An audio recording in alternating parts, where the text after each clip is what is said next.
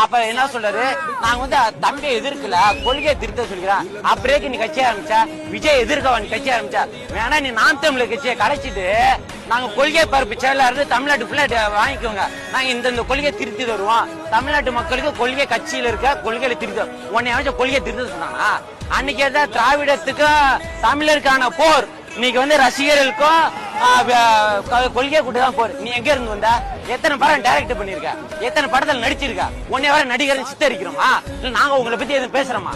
போற பக்கத்துல அணில் அவ எங்க பேச்சாரு அடுத்த மைக்க எடுத்து பேசுற அணில் குஞ்சா அணில் குஞ்சா. இந்த அணில வச்சுதான் நீ 8% ஓட்டு வாங்கினா அதை மறந்துடாதீங்க. என்னைக்கும் நாங்களை எதிர்க்கிற நாங்க நோக்கமே கிடையாது. நாங்க பட்ட மக்கள் பணி செய்யறதுக்கே எங்க தளபதியை கொண்டு வரோம். உனக்கு ஓட்டு வருதா வரலையா? உனக்கான மக்கள் பணி இருக்குல்ல, நீ அதை பத்தி பேச வேண்டியதானே. எதுக்கு தளபதியை பத்தி பேசணும்? அவர் என்னவா பண்ணிட்டு போறாரு? சனிக்கிழமை வர்றாரு, ஞாயிற்றுக்கிழமை வர்றாரு, என்னமா வர்றாரு? எங்களை பார்க்க வர்றாரு. நாங்க இளைஞர் படை இருக்கோம் அவருக்கு பின்னாடி. நாங்க தான் அவர் ஓட்டு போட போறோம். நாங்க தான் ஜெயிக்க வைக்க போறோம். உனக்கு என்ன பிரச்சனை? உனி உங்க மக்களை தட்டிட்டு போன ஒரு